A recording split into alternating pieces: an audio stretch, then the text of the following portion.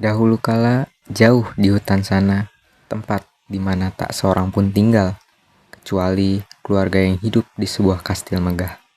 Hiduplah seorang wanita yang melahirkan putri dengan rupa cantik dan menawan.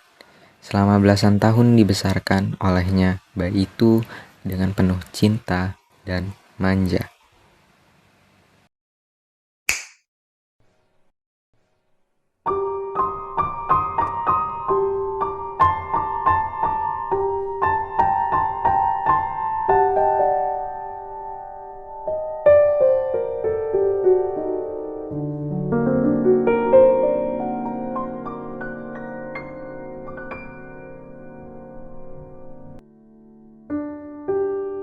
Oh mutiaraku yang tercinta, sungguh engkau adalah mahakaryaku yang paling sempurna. Tumbuhlah dengan sehat, dan engkau akan menjadi manusia yang paling sempurna di dunia ini. Waktu pun berlalu, hari berganti bulan, bulan berganti tahun. Bayi kecil itu tumbuh dalam kasih sayang dan kemewahan. Namun hatinya tetap merasa kosong. Ia pun mulai bertanya-tanya, dan pada suatu hari ia memutuskan keluar untuk pertama kalinya. Aku sungguh tidak bisa membayangkan bagaimana reaksi yang akan kudapatkan dari hadiah ini. Akankah mereka senang atau mungkin bingung? Lalu, akankah mereka menerima aku sebagai teman mereka? Aku sungguh tidak sabar. Di sebuah desa, tampak dua anak bermain dengan riang gembira. Melihat anak-anak bermain di sana, ia pun mempersiapkan dirinya. Walaupun masih cemas, ia tetap memberanikan diri. Halo.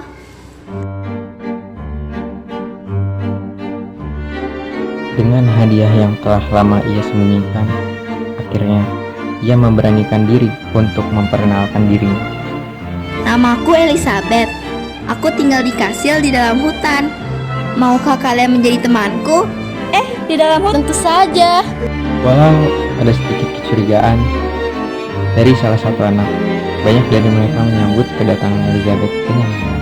Hingga salah satu dari mereka bertanya, apa isi dari kata sama yang disembunyikan oleh Elizabeth. Hei, yang kamu pegang itu apa? Senang dengan sambutan itu, ia mengedepankan kotak hadiah dan perlahan membukanya di depan mereka. Namun, apa yang mereka sangka biskuit atau permen, ternyata bangkai seekor binatang. Hei, kalian mau pergi kemana? Tunggu, jangan tinggalkan aku sendiri di sini. Elizabeth yang selalu terkurung di dalam kastil tidak tahu dengan alasan mengapa para anak desa menolak serta memanggilnya dengan sebutan monster. Elizabeth pun akhirnya bertanya kepada sang ibu tentang kejadian tersebut.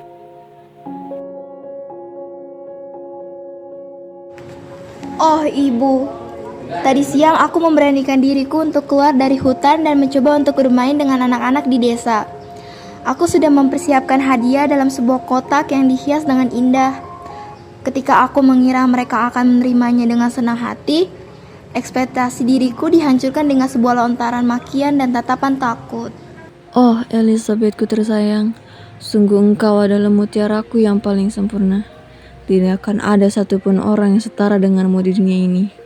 Jadi, kumohon berhentilah memikirkan untuk berteman dengan para anjing-anjing kampung yang kotor itu.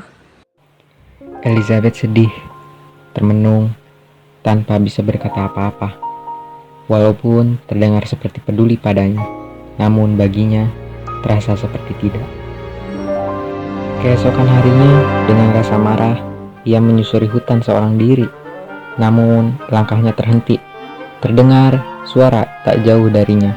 Sesampainya di sana, ia melihat dua anak yang kemarin. Mereka mengerumuni seorang bocah, meringkuk di tanah, dimaki tanpa belas kasih. Dasar anak aneh.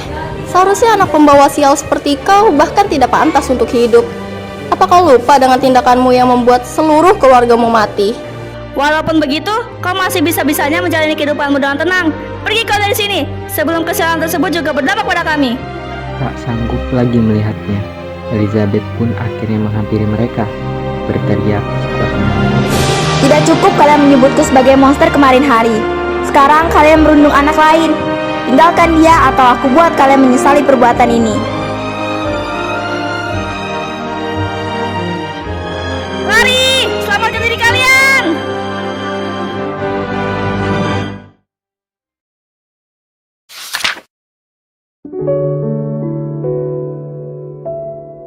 Perlahan bocah itu bangkit, lalu mengucapkan rasa terima kasihnya kepada Elizabeth.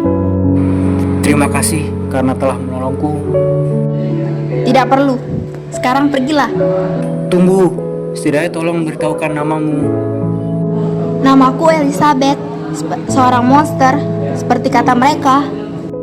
Kau bukan monster. Masa monster ingin menolongku? Anak pembawa sial sepertiku ini. Sepertinya kita sama-sama komplotan anak terkucilkan ya. Namamu siapa? Johan, senang berkenalan denganmu. Dengan senyuman, Elizabeth pun mengulurkan tangan kepadanya. Johan pun menerima. Mereka berdua pergi meninggalkan tempat tersebut.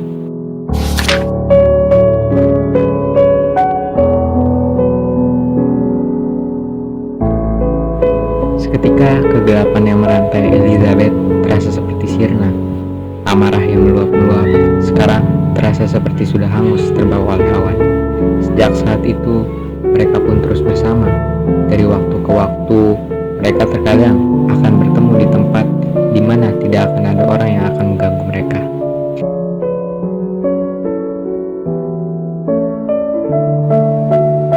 Oh Tuhan, sungguh waktu yang sangat tenang. Aku berharap ini berlangsung dengan lama.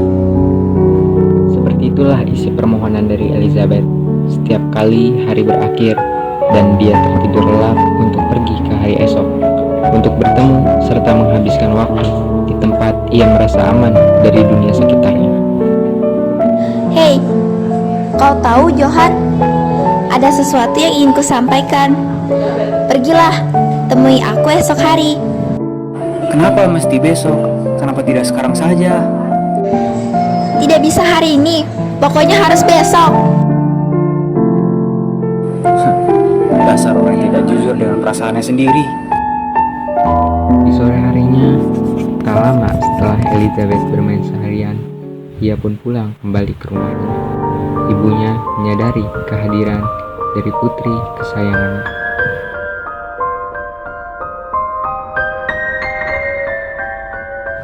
Oh Elizabethku yang tersayang, akhir-akhir ini sering kulihat kau berpergian dari kastil. Jadi, apakah kamu mau menceritakan apa yang sedang kamu lakukan sayangku? Rasa gembira penuh harapan menghiasi wajahnya. Aku menemukan seorang teman. Johan adalah anak yang baik. Dia berbeda dari anak-anak di desa yang memakiku dengan sebutan monster. Aku senang bisa menghabiskan waktu bersamanya. Besok aku ingin mengundangnya ke kastil. Apakah boleh, Ibu? Elizabeth, apakah kamu ingat perkataan ibu untuk tidak pernah berteman dengan orang-orang rendahan yang busuk itu? Kenapa kamu tidak pernah mendengarkan perkataanku? Elizabeth pun marah, membantah perkataan sang ibu. Sudah aku bilang dia itu berbeda. Ketika yang lain pergi meninggalkanku karena melihatku sebagai monster, hanya dia seorang anak yang tidak seperti Elizabeth, itu. perhatikan semua ucapanmu. Sedari awal kamu tidak punya hak untuk mengutarakan pendapatmu. Bagaimanapun kau bertindak, di kastil ini tetap akulah yang berkuasa. Tetap dirikulah kepala keluarga di sini. Suaraku adalah mutlak dalam menentukan nasibmu.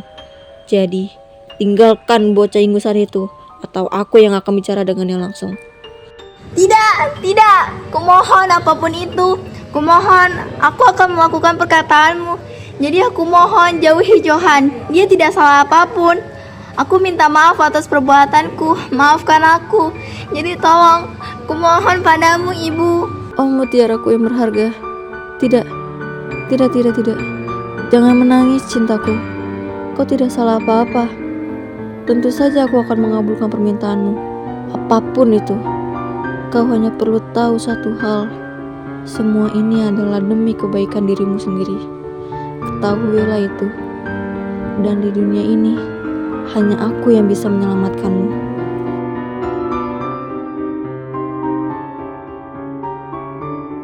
Johan memegang seikat bunga sambil memandang Elizabeth dengan tatapan hangat.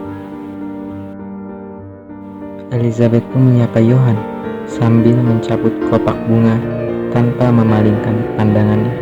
Hei, Hei, Johan, aku ingin bertanya satu hal. Akankah kau selalu berada di sisiku? tentu saja aku tidak akan melarikan diri. Elizabeth pun berdiri menghadap Johan, memegang seekor kupu-kupu di kedua tangannya sambil berkata, Bahkan ketika aku melakukan ini, Mengapa kau melakukan ini? aku adalah monster, Johan. Mereka selalu benar. Dari awal aku sudah tahu itu. Kau tahu mengapa anak-anak di desa memanggilku dengan sebutan monster? Itu karena aku selalu memberikan mereka hadiah berupa mayat-mayat dari binatang yang ada di hutan. Dan kau tidak berbeda dari binatang-binatang menyedihkan lainnya. Aku hanya ingin bermain-main saja dari dulu denganmu. Sungguh mustahil ada orang lain di sampingmu, karena aku tahu kau adalah manusia yang paling sempurna di muka bumi ini. Jangan pernah lupakan itu. Kau mengerti? Iya, Ibu.